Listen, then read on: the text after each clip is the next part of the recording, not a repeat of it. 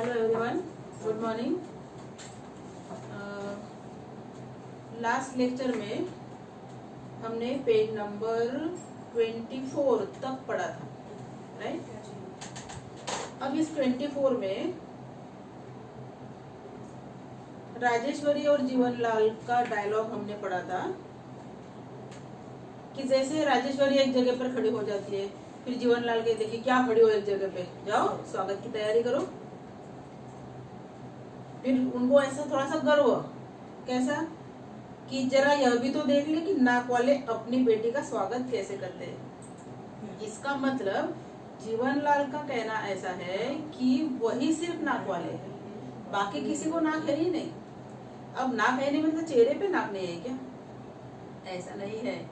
नाक नहीं है मतलब किसी की इज्जत नहीं है, सिर्फ जीवनलाल की इज्जत है, ऐसा वो समझता है। इसके लिए वो क्या कहता है कि नाक वाले अपनी बेटी का स्वागत कैसे करते हैं, जरा तो वो भी तो देखे। मतलब ये ताना किसको था? ये ताना प्रमोद को था। राजेश्वरी को गुस्सा आता है। गालियों के अलावा कभी सीधी बात नहीं निकलती मुंह से, जब देखो तब बेढंगी बातें। मतलब राजेश्वरी को ये जो बोलना है जीवनलाल का, वो नहीं अच्छा लगता है। हमें किसी का अपमान क्यों करना है? अब जीवनलाल कहता है ये लो, इसमें कौन सी गाली दे दी मैंने? इसका मतलब देखो, जिस इंसान से गलती होती है कभी उसको एहसास होता ही नहीं है कि मेरे हाथ से कोई गलती हुई है। उसको ऐसा लगता है कि नहीं नहीं मैंने तो ऐसा कुछ किया ही नहीं। मतलब राजेश्वरी को लगता है कि उन्होंने बेढंगी बातें की, लेकिन जीवनलाल कहता है कि लो, इसमें मैंने कौन सी गाली दी? मतलब मैंने गाली नहीं दी।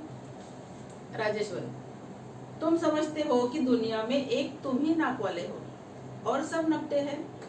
नाक वाले मतलब इज्जतदार। उधर अंडरलाइन करके लिखो इज्जतदार। प्रश्न आपको पूछा जा सकता है कि नाक वाले से तात्पर्य क्या है? नाक वाले से तात्पर्य है इज्जतदार व्यक्ति। जीवनलाल अपने आप को इज्जतदार व्यक्ति समझता है। कैसे? क्योंकि वो क्या कहता है कि मैंने बेटी की शादी की खातिरदारी ऐसी की कि लोग देखते ही रह गए। इसका मतलब हम नाक वाले हैं, इसलिए हमने लड़की की शादी बहुत धूमधाम से की। तुम्हें तो मेरी हर बात में बुराई दिखाई देती है। प्रमोद तुम ही बताओ, मैंने कोई बुरी बात कही है? अगर मैंने कोई बुरी बात कही है तो मैं सामने वाले से कहूँ कि मैंने बुरी बात की है क्या? तो सामने वाले क्या कहेगा, नहीं भले आपने की है। प्रमोद धीरे धीरे आगे बढ़ता हुआ, ठीक ही कहा है आपने। आज के युग में पैसा ही नाक और मूंछ है। ये हकीकत है, ये वास्तविकता है। अगर इंसान के पास पैसा है तो वो इज्जत वाला है, और गरीब है तो वो भी इज्जतदार है, ऐसा दुनिया समझती है। देखो ना, इधर ही उदाहरण देखो ना। अगर प्रमोद के पास पैसे होते आज उसकी इतनी बेइज्जती नहीं होती ना। बहुत आसानी से या बहुत अच्छे तरीके से वो अपनी बहन की विदा कर सकता था, लेकिन वो बेचारा नहीं कर पाया। जिसके पास पैसा नहीं वह नाक मुंछ होते हुए भी नकटा है। मतलब नकटा मतलब नाक नहीं है, मतलब उसके पास पैसा नहीं, मतलब उसकी इज्जत ही नहीं समाज में, वो मूंछ कटा है, मतलब बेइज्जतदार। नेपथ्य से हॉर्न का स्वर। नेपथ्य मतलब बैक स्टेज, हॉर्न मतलब प्या प्या, मतलब जैसे कोई गाड़ी आई और रुक गई। अब ये नेपथ्य हॉर्न का स्वर किस बात को संकेत कर रहा है? कि रमेश आ गया। राजेश्वरी प्रसन्न हो जाती है, बड़ी खुश हो जाती है। क्यों? क्योंकि उसको ऐसा लगा कि मेरी बेटी आ गई मेरी गौरी। यहाँ पर जो राजेश्वरी है ये बाय मिस्टेक है, यहाँ पर जीवनलाल करो क्योंकि ये डायलॉग जीवनलाल का है। आ गई मेरी गौरी। राजेश्वरी से जीवनलाल कहता है, अरे खड़ी खड़ी मेरा मुंह क्या देख रही हो? अंदर से मिठाई का थाल लाओ। क्यों? गौरी का स्वागत करने के लिए। लेकिन राजेश्वरी उसी प्रकार खड़ी रहती है जैसे खड़ी थी। जीवनलाल ने कहा तो फटाफट अंदर भागी नहीं। क्यों नहीं? क्योंकि उसने देखा कि रमेश अकेला आया है। उसकी दृष्टि बाहर वाले द्वार की ओर है। प्रमोद भी उसी ओर देख रहा है। अंदर वाले द्वार के पर्दे की ओट में कमला खड़ी है, देख रही है गौरी का स्वागत करने के लिए। बाहर से उसका हाथ दिखाई पड़ रहा है। जीवनलाल बड़े उत्साह से द्वार की ओर बढ़ते हैं। तभी बाहर से रमेश आता है। इकहरे बदन का सुंदर नवयुवक है। इकहरा मतलब दुबला पतला सा। पैंट और कमीज पहने हैं, हाथ में बरसाती कोट है। इसका मतलब वो दिन शायद रेनी सीजन के होंगे, इसलिए उसके हाथ में बरसाती कोट है। चेहरे पर उदासी का चिन्ह है। प्रसन्न होना चाहिए था, लेकिन गौरी न आने के कारण वो उदास है। बरसाती कोट कोच पर रखकर चुपचाप खड़ा हो जाता है। जीवनलाल आते, घबराए है। क्यों घबराए है? क्योंकि रमेश अकेला है, गौरी क्यों नहीं? अचानक घबराए स्वर में कहते हैं, गौरी कहाँ है? अभी रमेश की आवाज भी धीमी है। वह नहीं आई। नहीं आई? क्यों? तबीयत तो ठीक है उसकी। जी हाँ। फिर ये कन्वर्सेशन रमेश और जीवनलाल में है, पिताजी और बेटे में। रमेश कहता है, उन्होंने विदा नहीं की। अब राजेश्वरी हतप्रभ सी कोच पर बैठ जाती है। हतप्रभ मतलब जैसे उसके चेहरे पर एक रौनक थी, एक तेज था, लेकिन अब वो तेज की जगह निस्तेज, चेहरे पर कोई तेज नहीं, कोई चमक नहीं, उदासी छा गई चेहरे पर। कमला के हाथ में कंपन होता है, जिससे पर्दा हिल जाता है। प्रमोद बड़े ध्यान से जीवनलाल की ओर देखता है। आपको यहाँ समझ में आया होगा कि प्रमोद जीवनलाल की ओर ध्यान से क्यों देख रहा है।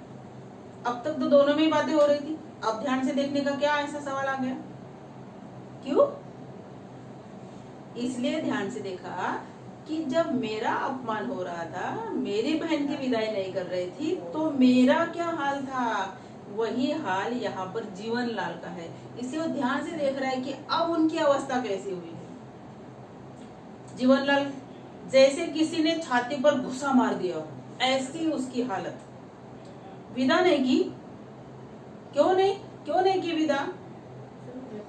कह रहे थे दहेज पूरा नहीं दिया गया। अब जीवनलाल बिगड़ जाता है। दिया है उधर बिगड़ कर।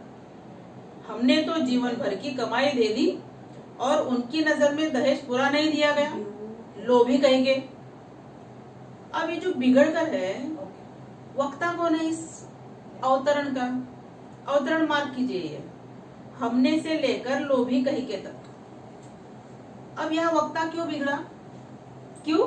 क्योंकि गौरी के ससुराल वालों ने गौरी की विदाई नहीं की और इसलिए वक्ता बिगड़ गया।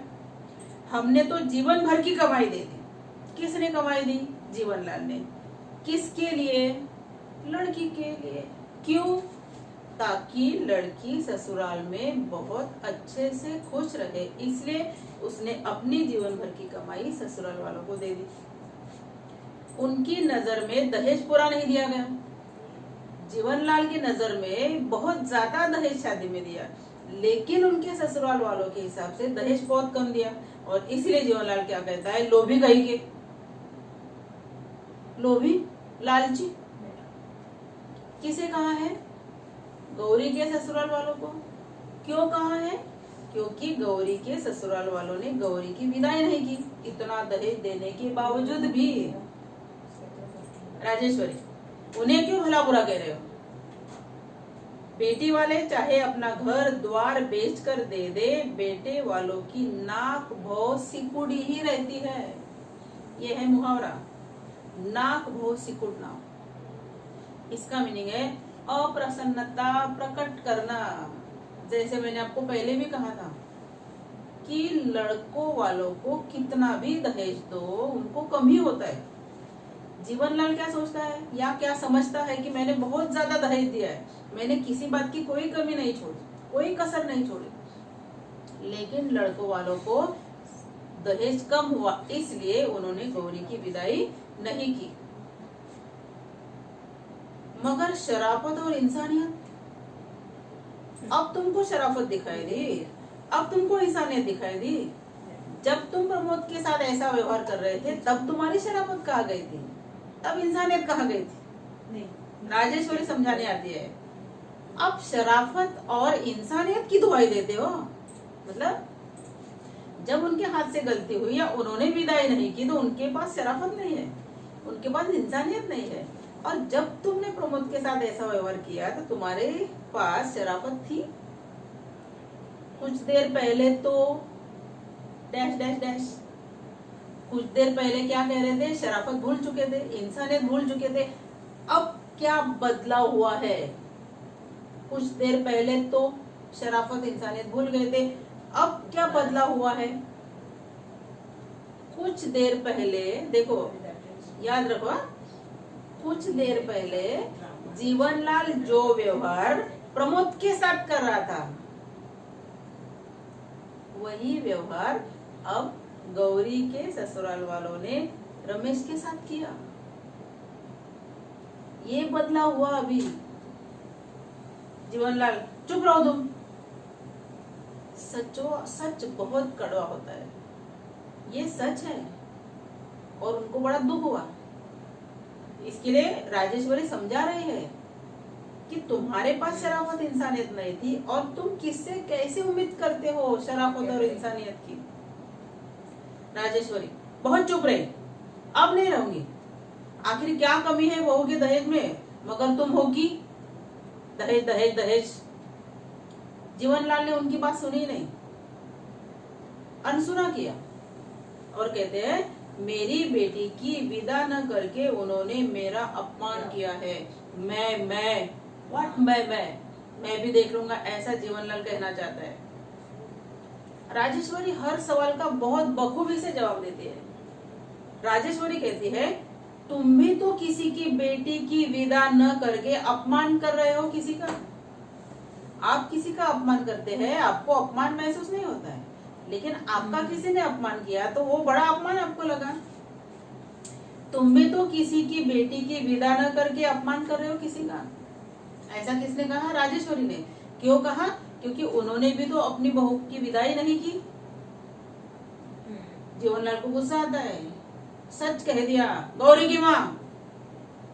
अब भी आंखें नहीं खुली, मतलब अभी भी सच्चाई का, वास्तविकता का पता नहीं चला आपको। जो व्यवहार अपनी बेटी के लिए तुम दूसरों से चाहते हो ना, वही तुम भी किसी की बेटी को दो ना। तुम कैसे चाहते हो कि गौरी के ससुराल वाले विदाई कर दे, तो आपको भी तो करना चाहिए। जब तक बहू और बेटी को एक सा नहीं समझोगे, न तुम्हें सुख मिलेगा न तुम्हें शांति। ये एक माँ का हृदय बोल रहा है ये, क्योंकि आज वो भी दुखी है। क्यों? क्योंकि गौरी की विदाई नहीं की।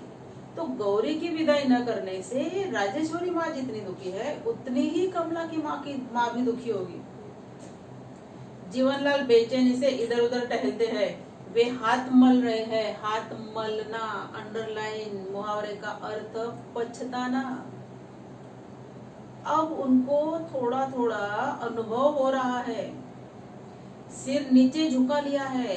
आप अब तक प्रमोद के सामने सिर झुका नहीं था। प्रमोद रमेश के पास जाकर खड़ा हो जाता है। बहू और बेटी, बेटी और बहू अजीब उलझन है, कुछ समझ में नहीं आता। अब बहू और बेटी, बेटी और बहू अजीब उलझन है। ये उलझन जो है ये किसको है? जीवनलाल को। किस संदर्भ में ऐसा कहा है? राजेश्वरी जब नसीहत देती है ना जीवनलाल को, क्या कि जो व्यवहार तुम अपनी बेटी के लिए चाहते हो वही व्यवहार तुम किसी और बेटी के साथ भी करो ना, तब ये उलझन नहीं आएगी।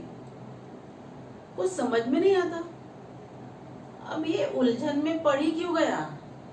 जीवनलाल उलझन में क्यों पड़ गया? क्यों? क्योंकि जो देखो इम्पोर्टेंट है, ये अजीब उलझन है। किसको? जीवनलाल को। जीवनलाल उलझन में क्यों पड़ा है? क्यों? क्योंकि जो व्यवहार जीवनलाल ने अपनी पुत्र वधू के साथ किया,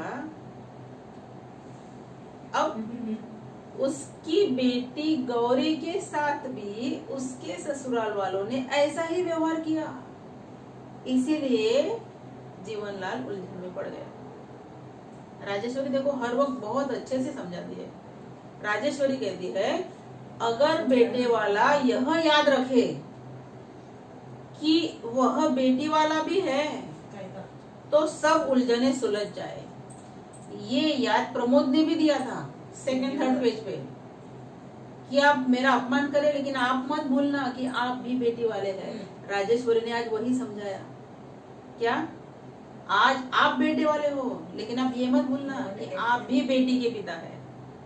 जीवनलाल रुक कर पत्नी की ओर देखते हुए, शायद तुम ठीक कहती हो। चलो स्वीकार तो किया, एक्सेप्ट तो किया। प्रमोद आगे बढ़कर धीमे स्वर में, अब मुझे आज्ञा दीजिए बाबूजी। जीवनलाल चौंक जाता है और कहता है ए। प्रमोद कहता है मेरी गाड़ी का समय हो रहा है। ऐसा प्रमोद जीवनलाल से कहता है। मैं जा रहा हूँ। द्वार तक जाता है, कहा घर जाने के लिए, फिर कुछ याद आता है उसको, इसलिए वापस जल्दी आता है और कहता है मैं जल्दी फिर आऊंगा। विश्वास रखे इस बार आपकी चोट के लिए मरहम लाना नहीं भूलूंगा। अब नहीं लाया हूँ लेकिन अगली बार मैं अवश्य मरहम लाऊंगा और मेरी बहन की विदा करके ले जाऊंगा। आपको मैंने बताया मरहम मतलब क्या, उनके जो 5000 दहेज बाकी है उसको मरहम कहा है।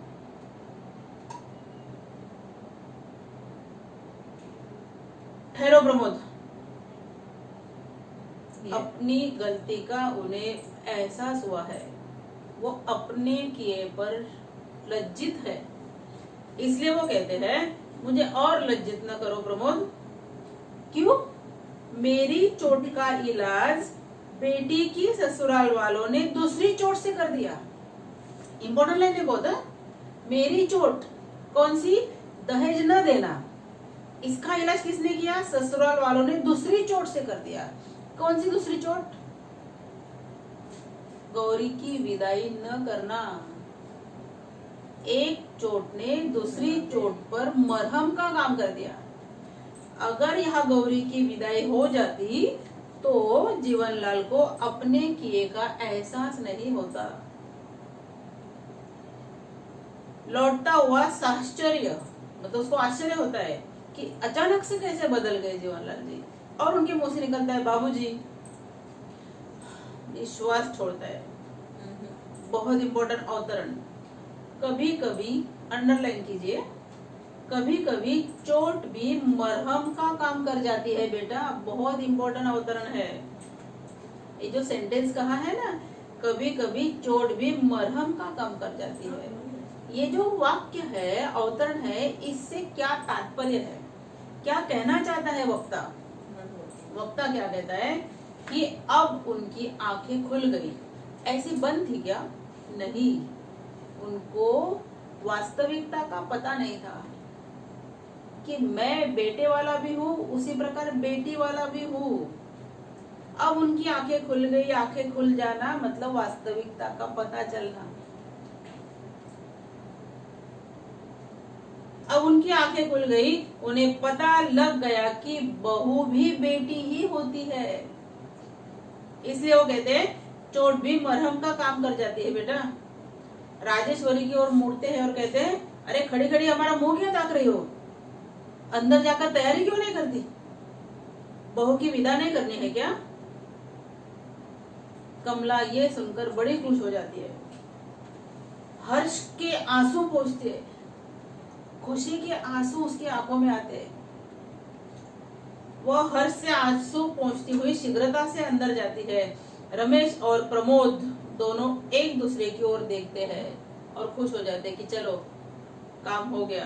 जीवनलाल मंद गति से खिड़की की ओर बढ़ते हैं, धीरे धीरे खिड़की की ओर जाते हैं, बाहर देखते हैं और उसी समय रंगमंच जो है उस रंगमंच पर पर्दा गिर जाता है और यहाँ बहू की विदा एकांकी का एंड होता है। कहानी खत्म।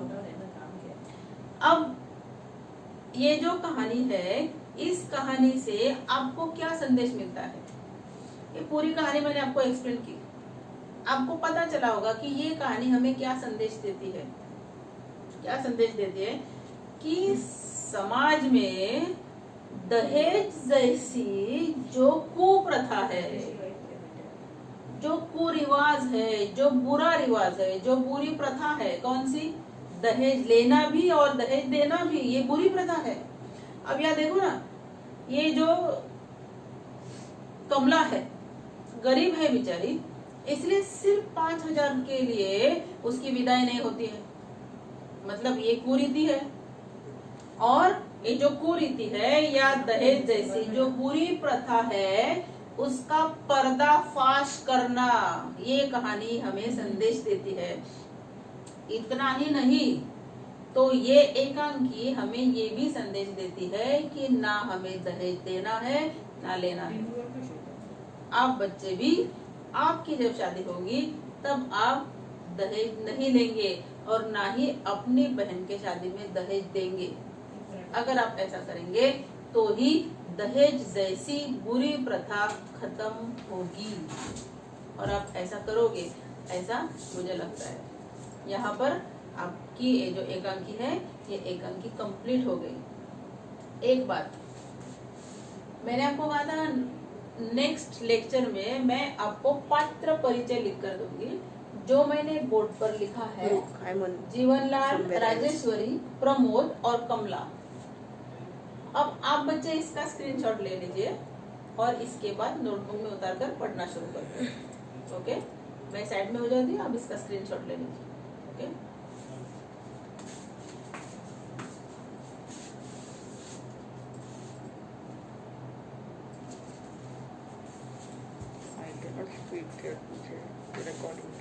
ले लिया? ओके, अब मैंने सार्थकता, उद्देश्य, फ्लो चार्ट बना के दिया था आपको, और प्लस ये इतने सारे चरित्र चित्रण आपको लिख कर दिए। अब आपको ये पढ़ना है, और मैंने जो भी अवतरण मार्क कराए हैं, उस अवतरण की टेस्ट होगी आपकी क्लास में। इसके लिए उस अवतरण का भी आपको प्रिपरेशन करना है। ओके, यहाँ अपने जो एकांकी है ये कंप्लीट हो गई। ओके।